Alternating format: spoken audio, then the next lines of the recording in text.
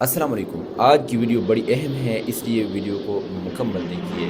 قربانی کے دن قریب ہیں اور ہر شخص قربانی کے متعلق مسائل پوچھتے رہتے ہیں، تو آج کی ویڈیو میں ہم قربانی کے متعلق مسائل پر بات کریں گے۔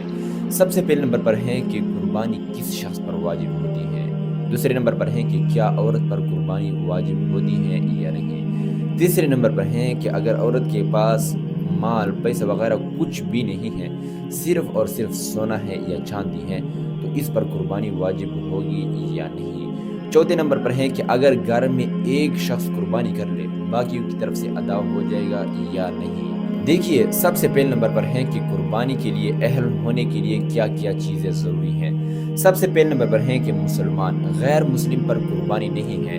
اور دوسرے نمبر پر ہے کہ بالغ ہو، بچے پر نابالغ پر قربانی نہیں ہے۔ تیسرے نمبر پر ہے کہ عاقل ہو، مجنون دیوانہ نہ ہو۔ چوتھے نمبر پر ہے کہ مقیم ہو، مسافر پر قربانی نہیں ہے۔ ہاں، البتہ اگر مسافر قربانی کرے تو یہ اچھی اور پسندیدہ بات ہے۔ پانچویں نمبر پر ہے کہ صاحب نصاب ہونا، صاحب نصاب ہو آپ۔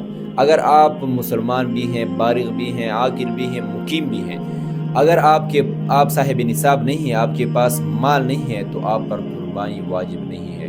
قربانی کے لیے صاحب نصاب ہونا اس کے ساتھ ساتھ ضروری ہے۔ اب صاحب نصاب کیا ہے؟ صاحب نصاب سے کیا مراد ہے؟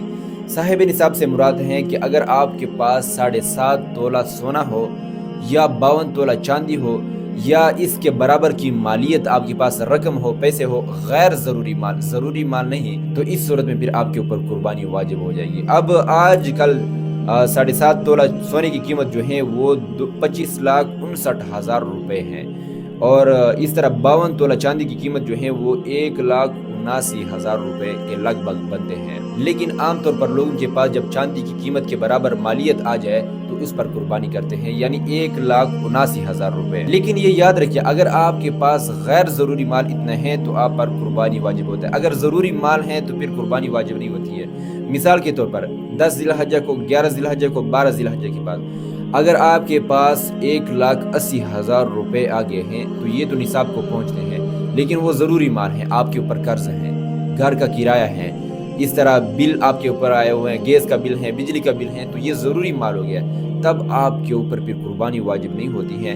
اگر غیر ضروری ہو، آپ نے یہ سب کچھ بھی ادا کیا ہو، بچوں کے سکول کی فیس ہو گیا ہے، گھر کا کرایہ ہو گیا ہے، بل آپ نے ادا کیے ہو، اور اس کے بعد بھی آپ کے پاس اتنی رقم بچتی ہو، تب آپ کے اوپر قربانی واجب ہوتی ہے۔ اور دوسرے نمبر پر ہے کہ اگر عورت کے پاس رقم وغیرہ، پیسے وغیرہ کچھ نہ ہو، صرف اور صرف سونا ہے، اگر سونا 7.5 تولہ ہو یا 52 تولہ چاندی اس کے پاس ہو، قربانی واجب ہو جائے گی اور وہ قربانی ادا کرے گی۔ اور تیسرے نمبر پر ہے کہ اگر گھر میں ایک شخص قربانی کرے، باقیوں کی طرف سے ادا ہو جائے گی یا نہیں۔ اگر سارے صاحب نصاب ہیں تو پھر باقیوں کی طرف سے ادا نہیں ہوگی، ہر شخص خود اپنی ہی قربانی کرے گی۔ اور اگر ایک شخص صاحب نصاب ہے، مثال کے طور پر گھر کا سربراہ والد، پھر قربانی صرف اور صرف ان کے اوپر واجب ہے، باقیوں کے اوپر واجب نہیں ہے۔ تو صدقہ جاریہ کے طور پر یہ پیغام دوسرے دوستوں کے ساتھ بھی شیئر کیجیے۔